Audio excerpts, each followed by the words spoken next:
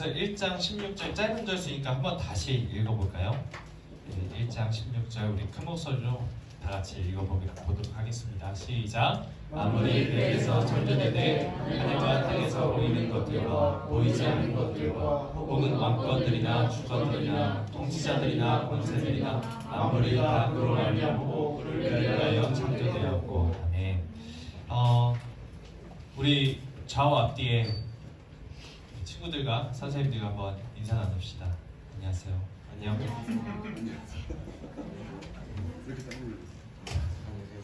자, 오늘 지난주에 못 나온 친구들이 2명 있었어요. 우리 윤호랑 진호가 코로나에 걸렸었다고 했는데 몰랐던 사람 많이 있죠. 우리 서로의 옆에 있는 사람들에게 좀 더 관심을 갖고 혹시 안 나왔다 하면은 좀 전화도 하거나 문자도 하면서 야 왜 안 나왔어? 야 좀 빨리 나와. 정신 지금 두고 사냐? 뭐 이런 식으로 뭔가 좀 걱정하는 듯한 아니 걱정하는 듯한 게 아니라 정말로 걱정하는 마음으로 좀 문자도 보내주시고 연락도 하면서 우리 특별히 선생님들 당연한 거지만 우리 친구들도 서로에게 관심이 없는 것 같아요. 점점 더 그렇게 되어가는 시대거든요. 우리가 개인주의고 옆에 있는 사람들에게 별로 신경 안 쓰는 그런 세대가 되고 있는 만큼 우리가 더더욱 의지적으로 옆에 있는 친구들 관심을 갖고 서로에게 연락도 하고 이렇게 사랑을 나눴으면 좋겠습니다. 알았죠? 네. 네. 그래서 괜찮니? 지금은? 진호? 지금 괜찮은 거지? 지금 아픈 게 아니라 졸린 거지? 자, 우리 잠 깨고 다 같이 말씀 들어봅시다. 오늘 제목 먼저 다시 한번 읽어볼까요? 시작! 예수님의 위한 예수님에 대한 약속. 제목이 길죠? 어디서 많이 들어봤죠? 이 말? 아닌가요? 처음 들어본 사람? 어디선가 들어봤을 거라고 생각합니다. 바울이 이 골로새서잖아요. 오늘 본 말씀이 골로새서를 쓰던 당시에 이단이 아주 기승을 많이 부렸다고 합니다. 그래서 골로새서 2장 8절 한번 찾아보세요. 골로새서 2장 8절. 네, 성경 다 있죠? 그래서 2장 8절에서 이렇게 말을 해요. 누가 철학과 헛된 속임수로 너희를 사로잡을까 주의하라. 이것은 사람의 전통과 세상의 초등 학문을 따름이요 그리스도를 따름이 아니니라. 이렇게 말씀하죠. 여기서 누가 뭐라고 그랬지? 뭐라고 하고 있죠? 누가 철학과라고 합니다. 여기서 철학이 뭘까요? 여기 철학이 뭐예요? 동양 철학은 아니겠죠? 무슨 철학이겠어요? 이때 당시 이 사도 바울이 살던 당시는 어떤 나라가 지배하고 있었죠? 유니. 누구? 로마. 맞아요. 그러면은 무슨 철학이었어요? 로마 철학은 아닐 거 아니에요. 로마 신화. 그러면 로마 신화랑 같이 붙어 있는 게 뭐예요? 그리스죠. 그리스 철학이에요. 그리스는 항상 로마에 영향을 주던 그런 나라였어요. 그래서 로마는 철학을 항상 그리스에게 빚지고 있었죠. 그러니까 그리스 철학이 여기 말하고 있는 철학입니다. 그 당시 이단이 어떤 느낌이었냐면 지금처럼 신천지 이런 느낌은 아니었지만 기독교와 그 당시 또 유대교와 또 그리스 철학이 짬뽕이 돼 있는 그런 느낌입니다. 그러니까 뭐 어떤 느낌이냐면 기독교에서 좋은 거 다 따오고요, 유대교에서 좋은 거 다 따오고 또 그리스 철학에서 좋은 거 다 따와서 합쳐놓은 거예요. 흉측한 괴물과 같은 모습이 될 겁니다. 그러다 보니까 그래서 기독교, 유대교, 그리스 철학 이 세 개가 지금 섞여 있다. 이것을 꼭 기억하세요. 이 이단을 한마디로 하면 뭐냐? 영지주의라고 합니다. 따라해볼까요? 영지주의. 네, 한 번쯤 들어봤죠? 들어본 친구들도 있고 처음 들어본 친구들도 있을 거예요. 여기서 영은 영혼할 때 영자예요. 그리고 영자죠. 그리고 지는 한문으로 알지자입니다. 그러니까 뭘 안다? 영을 안다. 영을. 혼은 없어요. 영을 안다 라는 뜻이에요. 그러니까 영지주의 이단이 말하기는 영은 뭐하고 육은 뭐하다라고 말했냐면 영은 깨끗하다고 말했어요. 순결하다, 거룩하다, 깨끗하다. 그리고 육은 뭐라고 했을까요? 반대로 더럽고 부정하고 악하다라고 말을 했죠. 이 자들은 원래 인간이 영으로만 되어 있는 존재였다라고 주장을 해요. 그렇지 않죠. 원래는 몸과 영혼이 있는 것이 우리라는 인간이라는 존재입니다. 그런데 이 사람들은 이렇게 말을 해요. 우린 영혼으로만 원래 존재했어. 천사와도 같은 존재였어. 그런데 죄를 지어서 육체를 입은 사람이에요. 이렇게 말을 한 거죠. 그러니까 이 육체를 벗어나는 것이 곧 구원이다. 이렇게 말을 한 거죠. 그리고 육체를 벗어나기 위해서는 자기 자신이 신적인 빛을 가진 특별한 존재라는 것을 자각하고 깨우쳐야만 한다. 이렇게 말을 했어요. 그러니까 알아야 된다. 어떤 특별한 지식을 알아야만 이 몸에서, 더러운 몸에서 구원을 받을 수 있어. 그래서 우리가 영혼이 될 수 있어. 이렇게 말을 한 거죠. 뭔가 성경이랑 비슷한 듯 아주 달라요. 이것이 바로 사도 바울이 지적한 철학, 그리고 헛된 속임수, 즉 영지주의 이단의 가르침이었다는 겁니다. 이들은 육신을 가지고 오신 예수님보다 영으로 존재하는 천사들을 더 고상한 존재라고 여기기도 했어요. 가브리엘, 미가엘 이런 천사들을 아주 고상한 존재라고 생각했고 육으로 오신 예수님보다 더 높은 존재라고 생각하기까지 이릅니다. 그래서 천사가 마치 신처럼 떠받들어지고 예배하게 되어지는 그런 천사 숭배가 있었어요. 그리고 이것이 다 영은 선하고 육은 악하다라고 생각하는 그 흑백 논리 때문에 비롯된 거죠. 그래서 히브리서 저자가 이런 이단들의 주장을 반박하는 내용이 있는데 우리 한번 찾아봅시다. 이거 책갈피하고 히브리서 한번 찾아볼까요? 히브리서 1장입니다. 히브리서 앞에 있어요? 뒤에 있어요? 이 골로새서보다 뒤에 있습니다. 히약벳 보이세요? 히브리서 1장 3절 4절 찾았나요? 자, 한번 윤희 주영이 읽어주세요. 이는 하나님의 영광의 광채시요 그 본체의 형상이시라. 그의 능력의 말씀으로 만물을 붙드시며 죄를 정결하게 하는 일을 하시고 높은 곳에 계신 지극히 크신 이의 우편에 앉으셨느니라. 그가 천사보다 훨씬 뛰어나는 그들보다 더욱 아름다운 이름을 기업으로 얻으시니. 네, 아멘. 여기서 말하는 그가 누구죠? 3절에 이라고 되어 있죠. 그리고 4절에는 그라고 되어 있습니다. 누구예요? 하나님? 예수님이죠. 예수 그리스도. 예수님이 뭐보다 뛰어나다? 뭐보다? 천사보다 지금 뛰어나다 이렇게 말씀하고 있는 겁니다. 그래서 4절에 보시면 그가 천사보다 그냥 뛰어나다? 훨씬 뛰어나다. 왜냐하면 그분이 곧 누구시기 때문이다? 예수님이 곧 하나님이시다. 이 말을 하고 있는 거죠. 그러면서 14절을 보세요. 14절에서 천사가 신으로 받들어지는 그 상황 속에서 히브리서 저자가 뭐라고 말했냐? 14절 같이 읽어볼까요? 시작! 모든 천사들은 섬기는 영으로서 구원받을 상속자들을 위하여 섬기라고 보내심이 아니냐. 아멘. 그러니까 천사는 이 구원받을 상속자들 누구예요? 구원받을 상속자들? 태연이. 너. 구원받을 상속자. 자, 옆에 있는 주영이 구원받을 상속자 맞죠? 우리 옆에 있는 친구들과 이렇게 말해볼까요? 넌 구원받을 상속자야.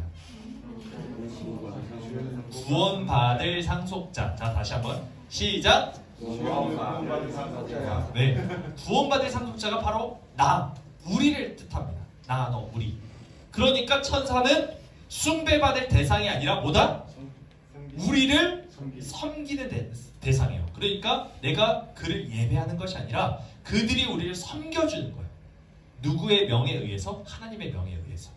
우리는 왕같은 제사장들이고 그들은 우리를 수종드는 자들입니다. 그러니까 우리는 천사보다 뛰어난 자들이죠. 그래서 시편 8편에 보면은 그가 하나님보다, 우리가 하나님보다 조금 못하다고 말을 하고 있어요. 하나님 최고 존엄이시고 바로 밑에 우리가 있는 존재입니다. 자, 얼마나 대단한 존재 우리들이. 그런데 우리가 죄로 인해 타락했기 때문에 지금 이 모양이 됐지. 사실 우리가 구원받아서 하나님의 나라에서 하나님과 함께 거하게 될 때는 왕과 같은 존재로 하나님께서 천하 만물을 다스리게 하실 거라고 말씀하시죠. 그러니까 우리는 왕이에요. 왕과 같은 존재들입니다. 하나님의 자녀이기 때문이죠. 왕의 자녀는 왕이죠. 왕자고 공주입니다. 당연한 거죠. 그러니까 우리는 천사를 섬기고 예배하는 존재가 아닙니다. 그렇죠. 지금 히브리서 기자는 1절에서 그렇게 계속해서 말씀하고 있는 거예요. 오늘 골로새서 본문 말씀도 이 히브리서의 말씀과 아주 맥락이 같아요. 나중에 기회가 되면은 우리 골로새서 1장과 히브리서 1장을 같이 읽어보세요. 그러면 이해가 조금 더 빨리 될 겁니다. 이 두 책이 같은 주제를 다루고 있기 때문이죠. 주제가 뭐예요? 주제가 뭘까요? 아까 말했습니다. 히브리서 1장 4절의 말씀이에요. 뭐예요? 윤희. 이 히브리서 1장과 골로새서 1장의 주제가 뭘까요? 힌트는 히브리서 1장 4절. 그가 천사보다 훨씬 뛰어나다. 그냥 천사만이 아니라 예수 그리스도보다 높은 분이 있다 없다? 없다라는 겁니다. 예수 그리스도가 최고시다라는 것을 강조하고 있는 장이에요. 그러니까 결국 찬양과 예배를 받으실 분은 보좌에 앉아 계시는 우리 하나님과 그 우편 보좌에 앉아 계시는 누구다? 예수 그리스도이시라는 겁니다. 오늘 우리는 이 주제를 한번 깊이 생각을 하려고 해요. 그리고 16절의 내용을 세 가지로 나눠서 살펴보고자 합니다. 세 가지를 살펴보고자 하는데 한번 16절을 다시 한번 읽어볼게요.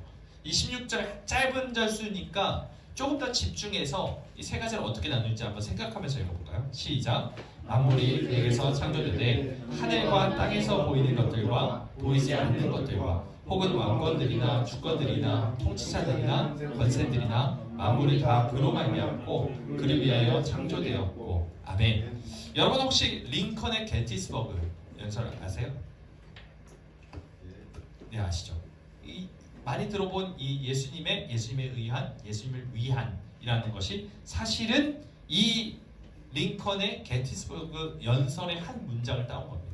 그리고 사실 링컨의 한 문장은 그 전에 있었던 성경을 번역한 영국의 한 학자의 말에 이 성경 번역을 한 그 성경의 서문에 기록된 말입니다. 그러니까 사실 링컨도 인용을 했을 뿐이에요. 자, 이 말이요. 국민에 의한 국민의 정부. 들어보셨죠? 영어로 해야 사실 조금 더 와닿습니다. The government of the people. of가 들어갔어요. 전치사에. 그리고 두 번째 뭐예요? by the people.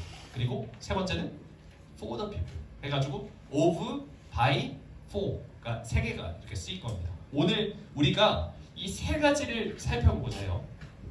링컨은 자신이 생각하는 나라가 이 국민이 중심이 되어야 한다고 말을 하고 있는데 저는 이 국민을 바꿔서 예수님을 넣을 겁니다. 왜요? 골로새서 1장은 누구보다 뛰어난 자가 없다?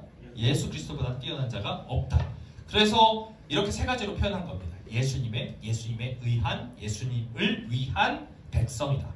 오늘 우리가 본문 16절에서 링컨이 했던 이 말과 함께 비교해서 살펴보면서 예수님의 어떤 분이신지를 우리가 다시 한번 명확하게 확실히 알고 믿게 되는 은혜가 있길 원합니다. 우리 첫 번째로 자 따라해볼까요? 예수님의 백성. 예수님의 백성. 자 영어로 하면 뭐예요?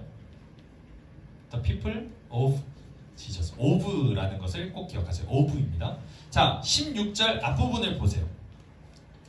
16절 앞부분 뭐라고 되어 있죠? 만물이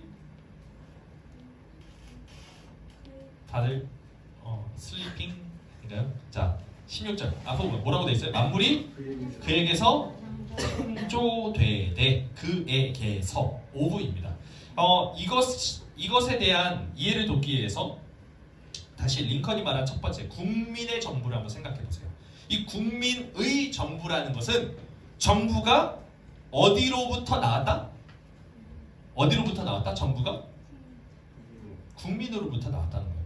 국민이 없는 정부는 없어요. 우리 담임 목사님, 최소영 담임 목사님이 항상 하시는 말씀 중에 이런 말씀이 있습니다. 교역자가 있기 전에 성도가 있어야 된다. 성도가 없는데 교역자가 있을 수 있냐? 라고 말씀하시거든요. 정말 맞는 말이죠. 담임 목사님이 존재하려면 사실 성도님들이 먼저 존재해야 돼요. 성도가 모인 그 교회가 존재해야 되죠. 그러니까 담임 목사가 위가 아니라 교역자가 위가 아니라 누가 위다? 성도가 아니라 교회가 위다 라고 말하고 있는 겁니다. 그러니까 결국 마찬가지예요. 정부는 국민이 없는 정부가 없다는 것이죠. 국민이 있기 때문에 정부가 있어요. 전치사 of가 뭐를 나타내죠? 소유를 나타낸다고 우리는 배웠어요. 자 예를 들어보죠. 재경이 of 윤호 하면 뭐예요? 갑자기 윤호 기분이 좋아지는 것 같은데. 재경 of 윤호 뭐예요?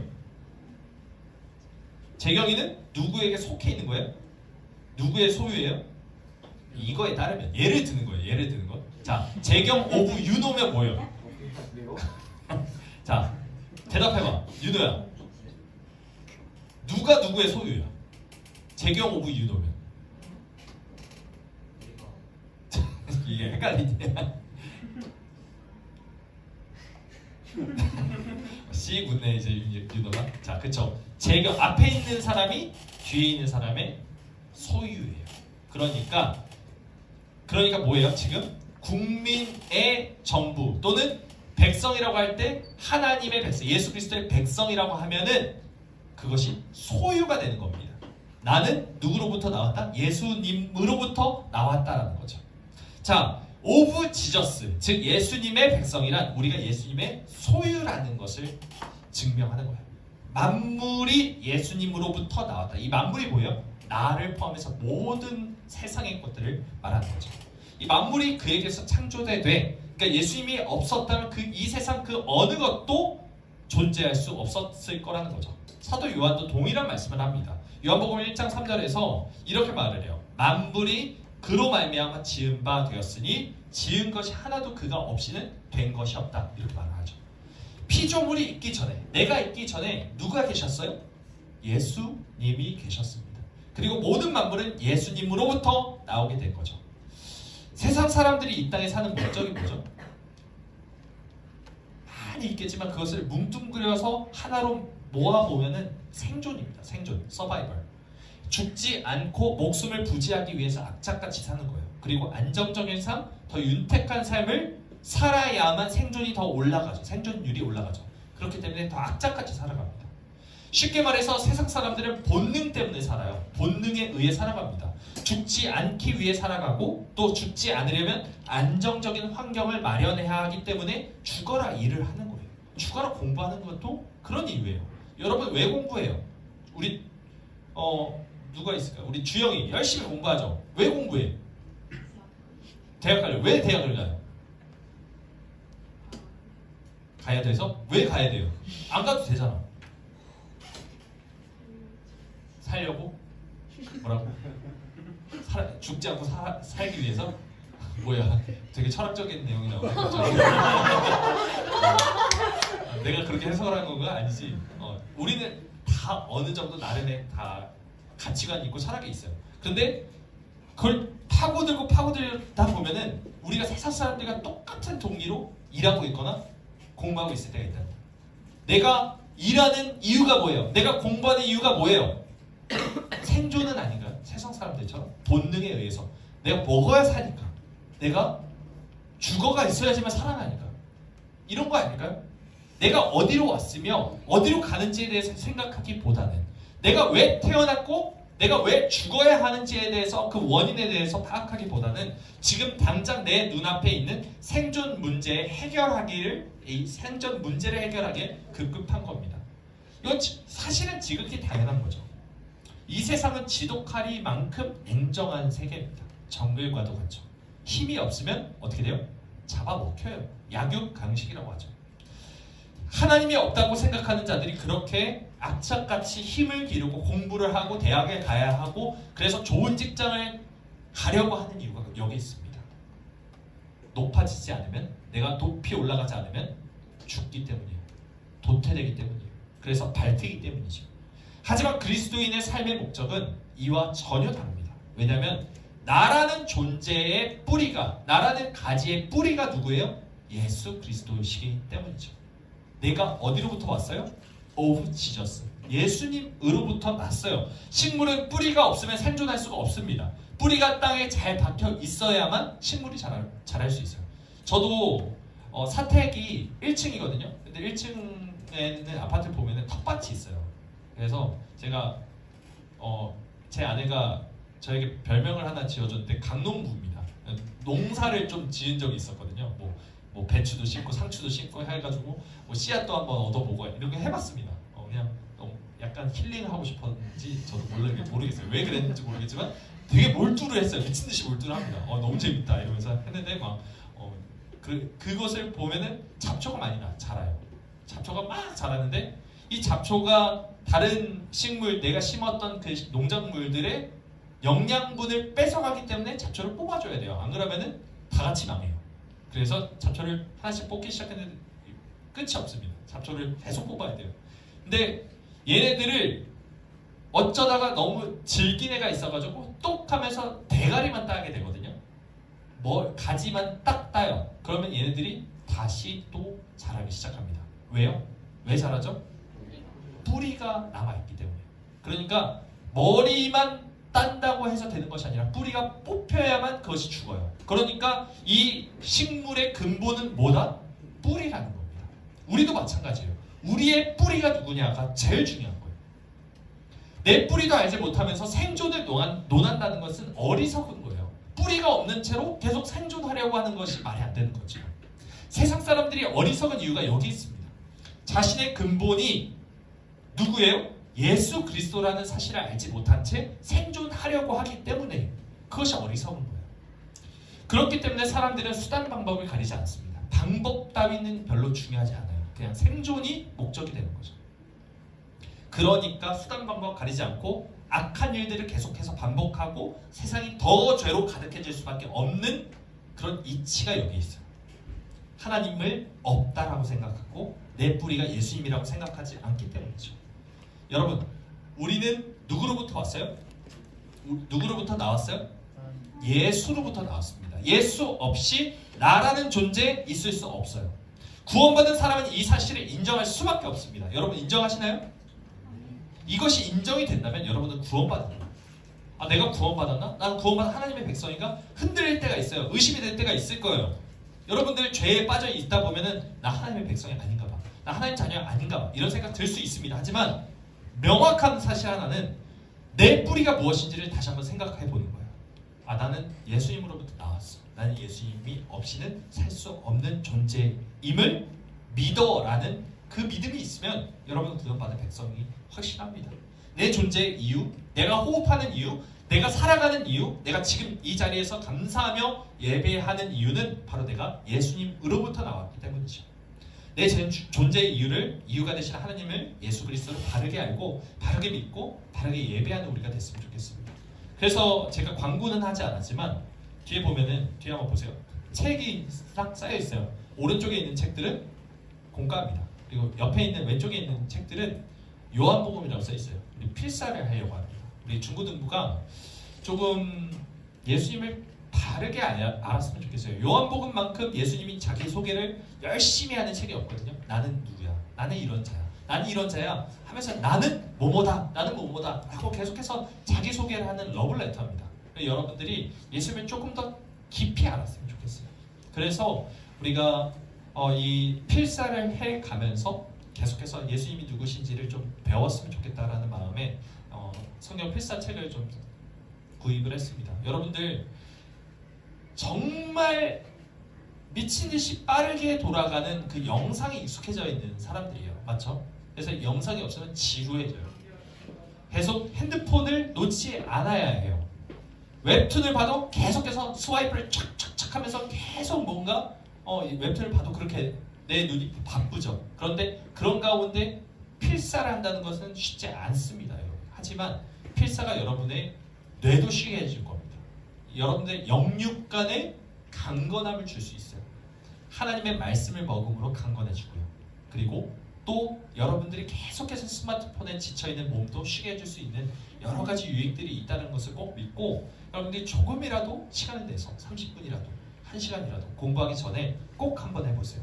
학원에서든 집에서든 어디서든 그곳이 어디가 됐든 꼭 한번 도전해봤으면 좋겠습니다. 이거는 제가 한다고 해서 되는 거 아니에요. 저 상품 안 겁니다. 여러분들 어린 아이들이 아니에요. 이제는 그쵸? 여러분들 스스로가 주님 앞에 서 있어야 합니다. 여러분 스스로가 내 뿌리가 무엇인지 자각을 해야 돼요. 그리고 나서 내가 왜 이것을 해야 되는지 이 행동의 동기를 알아야 할 필요성이 있고 여러분들이 다 할 수 있는 나이입니다. 중학교 1학년만 돼도 아니 초등학생들도 그것을 다 할 수 있는 나이예요. 이제 내가 이 앞에 서 있는 강성일이라는 목사가 여러분에게 동기부여하는 것은 너무 한계가 있어요. 나 스스로가 하나님 앞에 서야 합니다. 나 스스로가 하나님을 온전히 믿기로 다짐하고 작정을 해야 돼요. 여러분들은 결코 어린 나이가 아닙니다. 그렇기 때문에 내가 예수님을 바르게 알고 바르게 믿고 바르게 예배하는 주체가 되길 바래요. 아멘이신가요? 네, 그렇게 되길 원합니다. 우리 두 번째 살펴보자 합니다. 우리 따라해볼까요? 시작. 예수님에 의한 백성, 영어로는 by 지셨습니다. by. 네, 전치사 by죠. 이건 역시 링컨이 말한 국민에 의한, 국민을 위한 정부 중에 두 번째, 국민에 의한 정부와 비교해볼까요? 이 민주주의 국가 권력이 어디로부터 나오죠? 이 말 자체가 어려운가요? 국가 권력 이런 말 나오니까 좀 어렵죠. 힘이 어디서 나와요? 정부의 힘이 어디서 나왔어요? 국민으로부터 나왔죠. 이것을 가장 잘 반영하는 행동이 하나가 있습니다. 여러분들 중에 고3은 할 수 있는 거. 수능 말고 투표죠. 수능을 내가 보는 거지 정부의 힘을 실어주는 건 아니잖아요. 맞죠?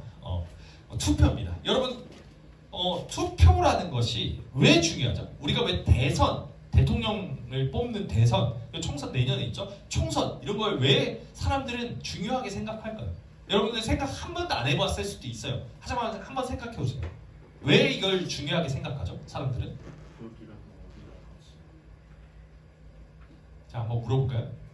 우리 주연이 웃지 말고 대답을 해야 된다? 웃는 걸로 익스큐즈가 안 돼요. 자, 시작. 모르겠어요? 투표가 왜 중요해? 다 알아. 이 손이 나온 거 보니까 뭔가 설명을 하고 싶어. 그죠? 더 좋은 것을 선택하기 위해. 그것도 맞는 말이네. 좋아요. 우리 현우 투표를 왜 해야 돼? 한 단어도 좋으니까 해봐. 한 문장도 좋고. 이게 왜 중요할까요? 투표.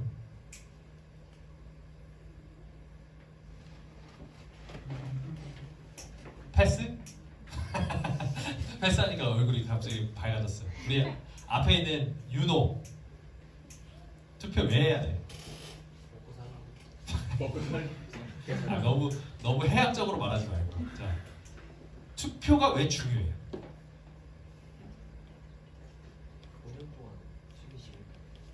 5년 동안 그 사람이 책임을 져야 되니까. 맞아요. 맞죠. 그 투표의 결과에 따라 누가 세워지죠? 대통령이 세워지기도 하고 국회의원이 세워지기도 합니다. 우리는 대의 민주주의예요. 그러니까 우리가 힘을 얘한테 준 거예요. 그러니까 지금 회장이 뽑히면 윤희가 이제 1년 동안 중고등부 학생을 대표하는 대표자가 되는 것처럼. 그래서 여러분들의 의견을 대리하죠. 대표하는 거예요. 마찬가지로 투표를 해서 한 사람이 뽑히게 되면 그 사람이 나의 의견을 대표하게 됩니다. 그 사람이 말하는 것이 내 의견이에요. 내가 원하든 원치 않든 간에 이 투표라는 것이 결국 그렇게 국가의 리더십을 결정하기 때문에 중요한 겁니다. 우리가 투표를 함으로써 누가 나와요? 대통령이 나오고 국회의원이 나와요. 국민에 의한 정부란 바로 이런 뜻이에요. 다시 말해서 국민이 왕과 같은 존재인 거죠. 힘이 국민으로부터 나오기 때문입니다. 이와 마찬가지로 성경의 모든 만물이 예수님에 의해 존재한다라고 말하고 있어요. 그러니까 예수 그리스도가 바로 왕이라는 말이죠. 왜? 힘의 근원이니까 라는 것입니다. 자, 16절에 다시 한번 보세요. 만물이 그에게서 창조되되 이 바로 다음에 이렇게 말씀하죠.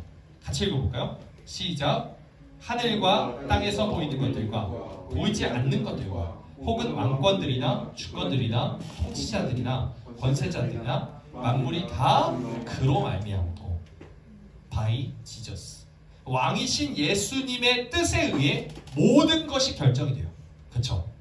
이 하늘에 보이는 것들, 보이지 않는 것들, 왕권, 주권, 통치자, 권세들이 다 예수님에 의해 임명이 되는 거예요. 여기서 보시면 하늘과 땅이라고 말하고 있고 보이는 것들과 보이지 않는 것들이 나와요. 자, 하늘과 땅은 우리의 눈에 보이는 스카이일까요? 하늘, 스카이 아닙니다. 뭐예요? 헤븐이에요. 헤븐. 뭐예요? 그럼 뭘 말하는 거죠? 영적인 세계를 뜻합니다. 영적인 세계. 우리 눈으로 보이지 않는 영의 세계를 하늘이라고 표현했어요. 예전에는. 그리고 땅은 뭘 말할까요? 땅은 뭐예요? 랜드예요? 아니면 earth예요. earth. 그 뭐예요? 지구, 뭘 말하는 거죠? 우리가 사는 이 세상, 피조 세계를 말하는 거죠. 하나님이 만드신 세상. 그러니까 다 만드신 세상이에요. 다 만드신 세상이지만 하늘은 뭘 가리킨다고요? 영의 세계. 우리 눈으로 보이지 않는 영적인 세계를 말합니다. 그리고 이 땅은 우리가 지금 살고 있는 우리의 육신으로 보는, 육안으로 볼 수 있는 세상을 말하는 거죠. 그리고 보이는 것들은 이 세상에, 그러니까 땅에 거하고 있고요. 보이지 않는 것들은 하늘, 즉 영적인 세계에 거하고 있습니다.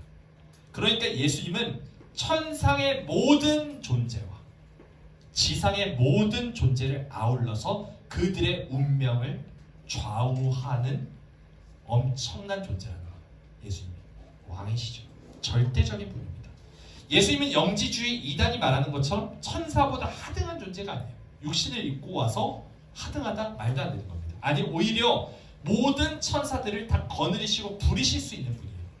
그래서 히브리서 1장 7절은 이렇게 말을 해요. 또 천사들에 관하여는 그는 그의 천사들을 바람으로, 그의 사역자들을 불꽃으로 삼으신다고 말씀하세요. 바람을, 불꽃을 내 능력으로, 내 힘으로, 내 의지로 부리신다라는 표현입니다. 또 마태복음 26장 53절을 보면 이렇게 말을 해요. 너는 내가는 여기서 예수님이 말해요. 너는 내가 내 아버지께 구하여 지금 12군단이나 더 되는 천사를 보내시게 할 수 없는 줄로 아느냐. 그러니까 뭐 할 수 있다고? 12군단이나 더 되는 천군 천사들을 한 번에 딱 소환을 하면 바로 집합을 해야 돼요. 근데 이 12군단이라는 것은 그냥 12부대가 아니에요. 12군단이라고 하면 우리가 알고 있는 군단의 수가 몇 명 정도죠? 10,000명? 많게는 20,000명입니다. 그러니까 12이면 뭐 12만 명에서 뭐 24만 명 이렇게 말하는 것이 아니라 여기서 12이라는 것은 완전수예요. 유대 문화에 있어서 완전수입니다. 그러니까 12군단은 뭘 말하는 거죠? 셀 수 없이 많은 천군 천사를 말하는 겁니다. 아버지께 하나님께 예수님께서 구하기만 하면은 거기에 있는 영의 세계에 존재하는 하늘에 있는 모든 천사들이 한꺼번에 다 내려와서 예수님 앞에서 부르셨습니까? 왕이시여라고 할 수 있는 존재라는 거죠. 예수님이 한마디만 하면 모든 천군 천사가 집합하게 되는 거예요. 한번 상상을 해보세요. 예수님의 그 권위가, 그 권세가 얼마나 대단하신지. 우리 그런 분을 나는 주의 친구, 나는 예수님의 친구 하고 있으니 친구로 맞먹기에는 사실 엄청난 분이라니까요. 예수님은 우리가 상상하지 못할 만큼 예수님은 대단하신 분입니다. 왕이신 예수님의 권세는 이뿐만이 아니에요. 우리 본문 16절 보세요. 그걸 보면은 모든 왕권이나 주권, 통치자들, 권세들이 예수님에 의해 결정이 돼요. 뭐냐? 이 땅에 있는 모든 왕, 모든 권세자들, 모든 대통령의 임명권이 누구에게 있다? 누구에게 있다고요? 예수님께 있다는 겁니다. 사실 우리가 국민 투표로 대통령을 결정하는 것 같죠. 사실 예수님의 허락이 없이는 그 대통령도 뽑히지 않았다는 말을 하고 있는 거예요. 사도 바울은. 그래서 사도 바울은 로마서에서 이렇게 말하고 있어요. 로마서 13장 1절에 뭐라고 말하냐면 각 사람은 위에 있는 권세들에게 복종하라. 그러면서 이렇게 말합니다. 권세는 하나님으로부터 나지 않음이 없나니 모든 권세는 다 하나님께서 정하신 바라. 하나님께서 정하셨다라고 말해요. 모든 권세. 이 권세는 뭘 말해요? 대통령, 왕, 권세자들, 국회의원, 모든 사람들을 다 하나님이 정하셨다는 겁니다. 그러니까 지금까지 세워진 모든 인류 역사 가운데 등장한 왕들을 포함해서 제국의 모든 황제들을 포함해서 지금 우리나라 대통령까지 이 모든 권세가 다 왕이신 예수님의 임명하에 된 겁니다. 허락하에 된 거예요. 대통령 역시도 국민의 투표로 선출된 것이 맞지만 더 엄밀히 말하면 왕이신 예수 그리스도의 뜻이 투표를 통해 반영이 되었다라고 말하는 것이 더 옳다는 겁니다.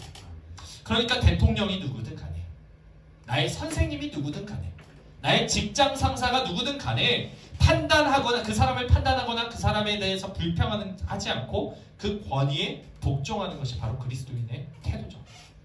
그래서 바벨론 포로에 잡혀간 사람들이 바벨론에서 민족 봉기를 들지 않고 오히려 바벨론을 풍요롭게 만들고 그들을 위해서 기도를 한 이유가 그것입니다. 물론 아무리 생각해봐도 너무 심한 사람도 있을 수 있을 거예요. 어떻게 이런 사람에게 복종을 할 수 있어? 어떻게 이런 대통령에게 복종할 수 있어? 어떻게 이런 국회의원, 이런 썩어빠진 사람들에게 복종할 수 있어? 라고 생각이 들 정도로 엉망인 권세자들도 있습니다. 분명히 있어요. 하지만 여러분, 사울 왕 알죠? 그 하나님을 배역하고 배반하고 자기 마음대로 했던 그 사울 왕을 세우신 분이 누구예요? 하나님이세요. 그 다음 왕은 누구죠? 다윗 왕. 하나님의 말씀대로 온전히 살고자 노력했던 그 왕을 세우신 분도 하나님이세요. 사울 왕을 세우신 분도, 다윗 왕을 세우신 분도 하나님이시라는 거예요. 우리는 사람을 판단하고 정죄하기보다는 그 너머에 숨겨진 하나님의 뜻을 계속해서 구하길 바래요. 왜 하나님이 이렇게 하시길 원하셨나요? 왜 이런 사람을 세우셨나요? 왜 이런 사람을 대표자로 세우셔서 이렇게까지 나라가 또는 이 가정이 또는 이 교회가 망가지게 하셨나요? 라고 오히려 묻는 것이 그리스도인의 반응이지, 그 사람을 끌어내리고 그 사람들 죽이고 하는 것이 그리스도인이 아니라는 겁니다. 이것에 집중한다면 분명 왕이신 우리 주님의 뜻을 발견하게 될 거예요. 그리고 더 성숙하고 지혜로운 모습으로 이 땅을 살아갈 수 있게 될 겁니다. 우리 마지막으로 세 번째, 예수님을 위한 백성. 우리 따라해볼까요? 예수님을 위한 백성. 예수님을 위한 백성. 영어로 뭐죠? For Jesus. For Jesus. 자, 링컨이 말한 국민에 의한, 국민을 위한 정부, 이것과 한번 비교해보죠. 다시 한번. 국민을 위한 정부란 뭐예요? 정부가 존재하는 목적이 있어요. 정부가 존재하는 목적이 국민의 자유, 국민의 인권, 국민의 사유재산, 이런 것들을 보호하면서 그들이 인간다운 삶을 살 수 있도록, 영위할 수 있도록 좋은 기반을 닦아주는 것을 국민을 위한 정부다, 이렇게 말하는 겁니다. 그러니까 조금 더 쉽게 말하면, 조금 더 근본적으로 말하면, 정부는 국민의 영광을 위해 존재라는 겁니다. 뭘 위해 존재한다고요? 국민의 영광을 위해 존재하는 것이 정부다. 근데 정부가 국민을 착취하고 정부가 국민을 이용해 먹는 것은 바른 정부가 아니라고 할 수 있는 거죠. 만물이 존재하는 이유도 마찬가지입니다. 우리는 예수 그리스도를 위해, 예수 그리스도의 영광을 위해 존재하는 자들이죠. 만물이 그를 위해 존재한다고 말했어요. 그래서 이사야 42장 8절은 이렇게 말합니다. 나는 여호와이니 이는 내 이름이라. 나는 내 영광을 다른 자에게, 내 찬송을 우상에게 주지 아니하리라. 내 영광을 다른 자에게, 찬송을 다른 우상에게 주지 않을 것이다 라고 말씀합니다. 이 말씀을 보면 영광, 찬송, 이 두 가지가 같은 의미로 사용되고 있어요. 영광과 찬송. 한마디로 하나님께 영광을 돌리다, 이런 말을 우리가 쓰잖아요. 하나님께 영광의 박수를 올려드립시다. 뭐예요? 뭐 하자는 거예요? 하나님을 찬양합시다, 찬송합시다, 이런 말입니다. 그러니까 이 찬송은 또 뭘 말하냐? 예배를 드리는 걸 뜻합니다. 하나님께 영광을 돌린다는 것은 하나님을 예배하는 거예요. 찬송하는 것이고 찬양하는 것이고 예배하는 것이죠. 영광을 돌리는 것은 예배를 드린다는 거예요. 오직 하나님 아버지만이, 여호와 하나님만이 찬양받으시기에, 예배받으시기에 합당하신 분이에요. 그런데 요한계시록을 보면 이 영광과 찬양과 예배를 받으시는 대상이 추가가 돼요. 우리 한번 요한계시록 한번 찾아봅시다. 요한계시록 일단 4장 찾아볼까요?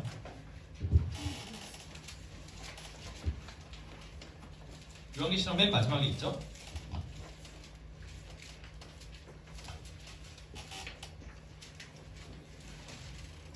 (4장 11절) 한번 보세요.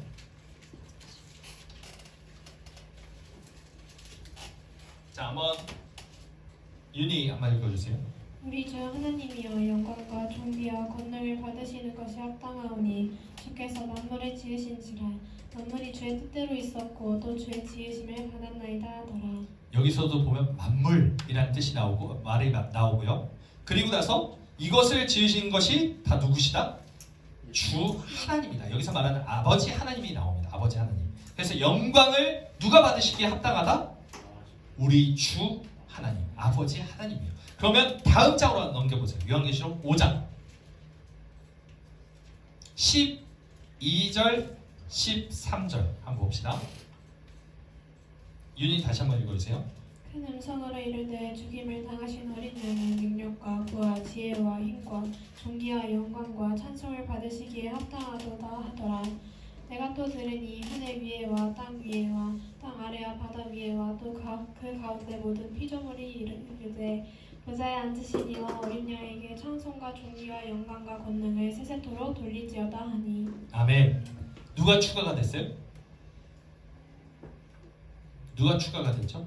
찬양받고 영광받고 예배받으시는 분이 처음에는 우리 주 하나님이었어요. 아버지 하나님. 그런데 5장으로 가니까 누가 지금 찬양을 받고 계세요? 죽임을 당하신 어린 양. 누구죠? 예수 그리스도. 십자가에 달리신 예수 그리스도가 있죠. 그래서 13절을 보면 보좌에 앉으신 이 하나님을 뜻해요. 그리고 와 어린 양 예수님을 뜻하죠. 하나님과 어린 양이 바로 찬양받고 영광받으시기에 합당한 존재다. 그래서 우리 모든 만물은 그에게 예배하고 찬양하고 영광을 돌리는 것이 마땅하다라는 말이죠. 우리는 날마다 예수 그리스도를 기억하고 그분만을 높여드려야 하는 당연한 임무가 있습니다. 그분께만 찬양과 예배를 드려야 돼요. 우리 입술을 통해 우리 인생을 통해 주님을 온전히 높여드려야 합니다. 여러분, 나의 예배 대상이 누군가요? 혹시 나 자신은 아닌가요? 내 쾌락은 아닌가요? 아니면 내가 세상에서 조금 더 높아지려고 하는 내 욕심은 아닌가요? 오늘 우리가 이 예배 자리에 나온 이유가 뭔가요?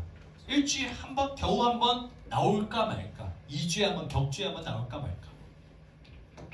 이런 예배가 하나님이 받으시기에 합당한 예배일까요? 예배에 나와서 여러분 무슨 생각으로 이 예배 자리까지 오셨나요? 내가 오면서 또 오늘 예배는 또 언제 끝나려나 이런 생각을 갖고 오진 않나요? 아니면 내가 친구를 만나러 나오진 않나요? 내 생존을 위해 나오진 않나요? 내 안정적인 삶을 위해 하나님께 빌려고 나오진 않나요? 내 삶에 필요한 것을 채우기 위해 이제 조금 있으면 수능이 얼마 안 남았으니까 하나님께 잘 보이기 위해 나오진 않나요? 그렇다면 우리는 나 자신을 예배하고 있는지 몰라요. 우리 예배의 유일한 예배의 대상은 누구이다? 나의 창조주이시며 나의 왕이시고 나를 위해 죽임당하신 어린 양이신 예수 그리스도를 위해 살아가는 겁니다. 우리가 이 자리에 나와 있는 이유는 내가 예배받기 위해 나온 것이 아니라는 것을 꼭 기억하길 바라요. 내가 이 자리에서 은혜 받는 것 중요합니다. 하지만 그것보다 더 중요한 게 있어요. 뭐예요? 은혜 안 받아도 돼요, 여러분. 은혜 안 받아도 돼요. 이 자리에서 뭐만 하면 되냐? 하나님만 인정하면 됩니다. 여러분들 말씀 듣고 은혜 받는 건 두 번째예요. 가장 중요한 것은 내가 하나님을 보고 하나님을 찬양하는 것입니다. 내가 하나님을 온전히 알고 온전히 믿고 하나님을 인정하는 것. 그래서 하나님 최고십니다. 하나님 영광 받으시기에 합당하십니다라는 것이 내 마음속에서 완전히 우러나오는 것이 진정한 예배라는 것이죠. 내가 사는 유일한 목적은 주님을 기쁘시게 하는 것임을 잊지 않았으면 좋겠습니다. 오늘 하루도 우리 모두가 예수님에 의한 예수님을 위한 하나님의 백성으로 사시기를 주님의 이름으로 축복합니다.